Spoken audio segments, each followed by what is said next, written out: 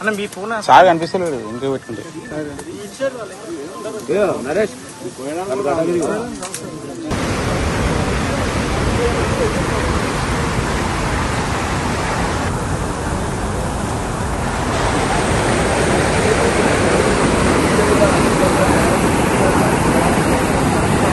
హుస్నాబాద్ నియోజకవర్గము 3 జిల్లాల పరిధిలో సిద్దిపేట, కరీంనగర్, హన్మకొండ పరిధిలో ఉన్నటువంటి ఈ ప్రాంతం పూర్తిగా జలమయమైంది. రైతులకు తీవ్ర నష్టం జరిగింది.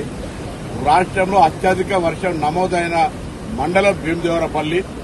ప్రాణ నష్టం జరిగినటువంటిది ఈ నియోజకవర్గంలో జరిగింది. వందల వేల మెట్రిక్ టన్నుల ధాన్యం తడిసిపోయింది. వందల వేల మెట్రిక్ టన్నుల ధాన్యం కొట్టుకుపోయింది.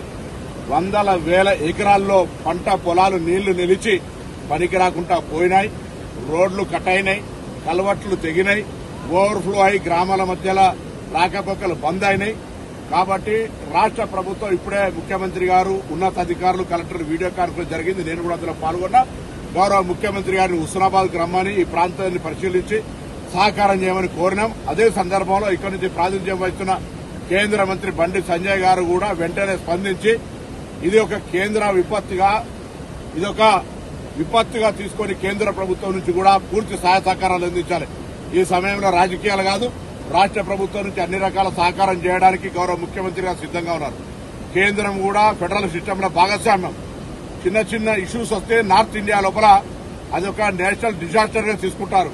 నిన్న పడ్డ వర్షానికి కూడా ఇవాళ వర్షం నీళ్లు ఇప్పుడు పోతున్నా కూడా కేంద్రము బాధ్యత వహించకపోతే పొరపాటు అవుతుంది. కాబట్టి దయచేసి మరొకసారి నేను కోరుతా ఉన్న రాష్ట్ర ప్రభుత్వం పక్షాన కేంద్రము ఈ జరిగినటువంటి నష్టానికి భాగస్వామ్యం ఇచ్చి ఇక్కడ రైతులను ఆదుకోవాలి. అధికారులందరినీ గౌరవ ముఖ్యమంత్రి గారు ఆదేశించినారు. అన్ని నమోదు చేయండి. పంట పొలాల్లో మునిగిపోయి నష్టపోయిన రైతులను, రోడ్లో పోయి ఆరబోసుకుంటే కొట్టుకుపోయినటువంటి వాళ్లను, తడిసిన ధాన్యాన్ని, కొనుగోలు కేంద్రాల్లో పోసిన ధాన్యం తడిసిన దాన్ని, కొట్టుకుపోయిన దాన్ని అన్ని రకాల కేటగిరీస్ ని రికార్డు చేయమన్నారు. వెంటనే వాటికి సంబంధించి ఒక ప్రభుత్వ పాలసీ నిర్ణయం తీసుకుంటే ఇందులో కేంద్ర ప్రభుత్వ సహకారం కూడా తీసుకుని రైతులందరికీ అండగా ఉండేటువంటి బాధ్యత ఈ ప్రభుత్వంది. ఈ రైతు ప్రభుత్వం రైతులకు సహకారంగా ఉండే విధంగా ఇంత పెద్ద విపత్తు నేను చాలా మందిని అడుగుతానా ఎప్పుడు కూడా చూడలే అంటున్నారు. 34 ఏళ్ల తర్వాత కూడా ఇటువంటి వర్షం లేదని చెప్పేటువంటి సందర్భంలో ఈ ప్రాంతంలో బాగా ఎఫెక్ట్ అయింది. దాదాపు ఇప్పటికున్న సమాచారం 3కి ప్రాణ నష్టం జరిగింది అని చెప్తా ఉన్నారు. ఇంకా బాడీస్ దొరకలేదు. ఇటువంటి సందర్భంలో ప్రభుత్వం అప్రమత్తంగా నిన్నటి నుంచి నేను కలెక్టర్లను, పోలీసు అధికారులను, రెవెన్యూ అధికారులు అందరూ మా నాయకత్వాన్ని కూడా మండల స్థాయి, గ్రామ స్థాయిలో అప్రమత్తంగా ఉంచుతాను. ఏది ఏమైనా ఇది ఒక ప్రజా సమస్య. అందరూ రాజకీయాలకు అతీతంగా అన్ని పార్టీలకు సంబంధించి లేదా మానవత్వం ఉన్నటువంటి ప్రతి వ్యక్తి రైతును ఆదుకోవడానికో, ఆ ప్రాంతంలో ఇటువంటి వరదలు వస్తున్నప్పుడు ప్రజలను రక్షించుకోవడానికో అందరం సహాయకరంగా ఉండాలని సందర్భంగా నేను విజ్ఞప్తి చేస్తాను.